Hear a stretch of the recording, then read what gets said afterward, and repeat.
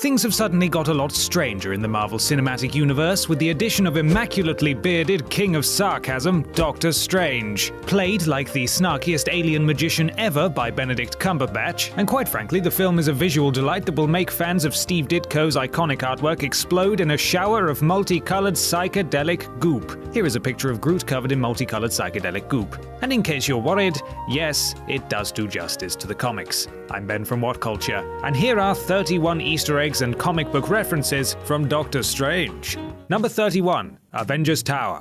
Right at the start of the film, the camera pans over Strange's New York, and the iconic image of the Avengers Tower can be seen towering above the rest of the city. This is one of only a couple of Avengers nods. You won't find any mention of the Accords or the incident because they haven't actually happened in Strange's world yet. The start of the film appears to happen around the time of Iron Man 2.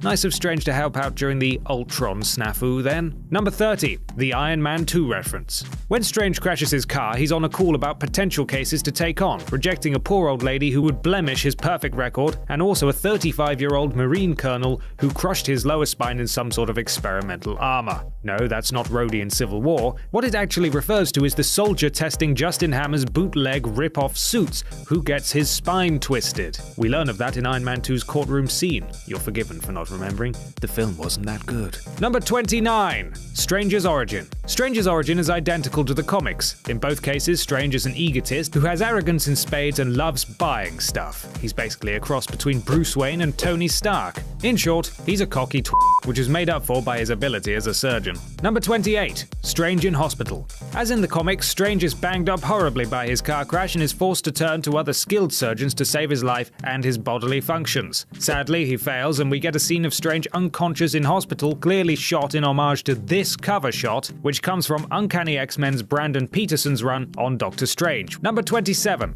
Strange's training. With his career ruined, Strange heads to Tibet to seek magical intervention. Tibet has always been a setting of part of his early backstory in the comics too, as in the film he went there to train, including a smattering of martial arts work. Number 26. Caecilius. Villain Caecilius is taken from the comics. He's not overly compelling though, and I suppose you could call him a Doctor Strange villain for whackers, # Doctor Strange villain for whackers. He was originally a servant of Baron Mordo, but in the film he's actually more like an amalgamation of several characters, partly Mordo himself, as well as Black Mage Wizard Kalu and his master Dormammu. Number 25. The Book and Seal of Vishanti. The Seal of Vishanti is the symbol that emblazons the side of the sanctum in New York and covers the Eye of Agamotto, and has a sacred companion text, the Book of Vishanti.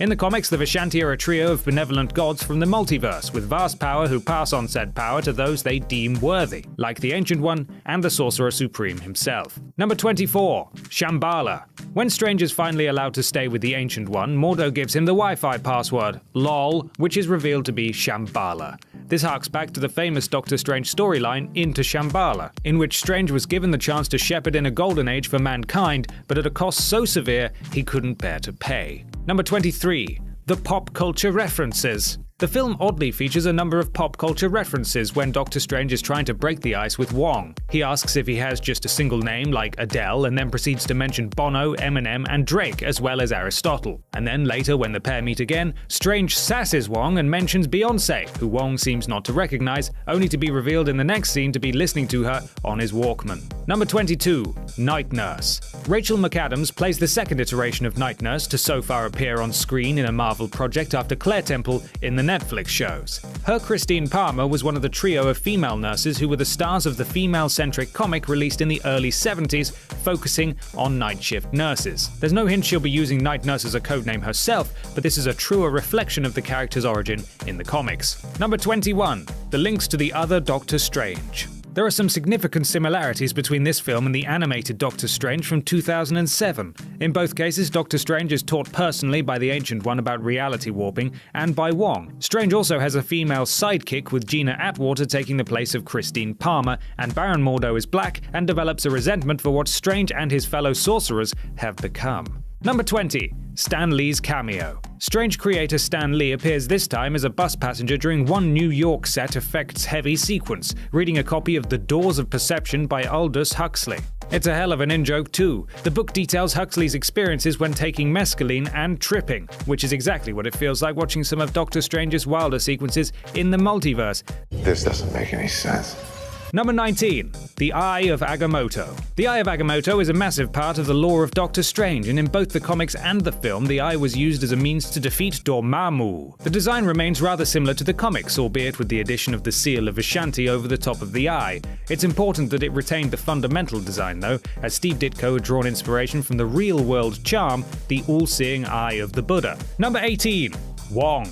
Long-term character Wong has been adapted from the comics, where he's a caricatured servant character, capable of fighting but not magic. Here, he's still a martial arts expert, but he's been elevated to a real sorcerer able to wield artifacts and cast spells. His comics universe father also appears, or a version of him, in the shape of Master Hamir, based on Hamir the Hermit, one of the sorcerers mentioned early on. Number 17. The Runaways. One of the mages at the Temple of Kamar-Taj is Tina Minoru, who links Doctor Strange to the Runaways comics universe, as she is the mother of Nico Minoru, one of the Runaways heroes. In the comics, Nico wields a powerful magical weapon known as the Staff of One, which we also see Tina wield in the film. Number 16. The costumes. Both Doctor Strange and Mordo's outfits are very closely modeled on their traditional comic book looks. Doctor Strange looks almost exactly as fans of the comics would expect him to, including the white streaks in his hair and the flowing red cape. And Mordo's outfit takes in the traditional green robes he's always worn in the comics. It's a slightly toned down version, but that sort of theatricality comes with real supervillainy. Number 15. The Avengers' role in the world. The second mention of the Avengers comes as a brief but clever explanation of why the sorcerers wouldn't have turned up to help with the incident or any other major attack on the real world. Wong tells Doctor Strange that while the Avengers protect the world from physical dangers, we safeguard it against more mystical threats. Number 14. Dormammu. Mamu is an old adversary for Doctor Strange, and the idea of Strange and other Sorcerer Supremes before him having to keep him out of the earthly realm is a big part of the comics, where he dwells in the dark dimension, seeking for a way to take over Earth. In the comics too, Strange and Dormammu are forced into a pact when Strange helps save the demon from the Mindless Ones, and Dormammu is forced to agree not to attack Earth ever again. Dormammu. Number 13. The Black Knight. As revealed before release, there was initially going to be an Easter egg specifically pointing to Marvel character the Black Knight. His sword, the Ebony Blade, was to be included but was removed according to Barry Gibbs, the prop master for the film. But the New York Sanctum did include lots of artifacts, and in the background there's definitely a helmet that looks suspiciously like an uncolored version of Black Knight's headwear. Number 12. The Cloak of Levitation equals magic carpet. In the comics, Doctor Strange's Cloak of Levitation is presented without any actual will of its own. In the film, this is extended somewhat to give the cloak more personality, and it definitely feels like the writers and animators went and watched Disney's Aladdin for tips on how to do that. To further confuse matters and make everyone who likes a daft shared universe theory more excited, Aladdin's dad looks almost exactly like Doctor Strange. Please no. Number 11. The Crimson Bands of Cyttorak. Even when Doctor Strange is struggling to actually show off the magic, he's capable of conjuring one of his most famous spells from the comics. The Crimson Bands of Cyttorak is a spell that sends red-colored bands of energy out of Strange's hands like whips to bind his enemies, and he's seen conjuring the spell while fighting Caecilius and his zealots at the New York Sanctum. Number 10. The Matrix. Come on now, they do share some similarities. In both cases, there's a reluctant chosen one, a mystical guide who educates him, a megalomaniac villain seeking more power for himself, and a mostly ignorant general public unaware of the magic happening around them. And there's no denying the Ancient One appears to have taken a page out of Morpheus's book by sending Strange down the rabbit hole to prove to him the reality of his existence. Number 9. Fantasia. According to cinematographer Ben Davis, Disney's experimental film Fantasia was a major visual influence on the film, although, strictly speaking, I'd say Strange's weird worlds are a lot more like Fantasia 2000, which was another level of psychedelia. Number 8. Drum. Master Daniel Drum, who protects the New York Sanctum, should be familiar to Marvel fans, having first appeared in Strange Tales in 1973. He was the original brother Voodoo before his twin brother Jericho took over, and both have frequently appeared in comic titles like Ghost Rider, Doctor Strange, and Hulk. Number 7.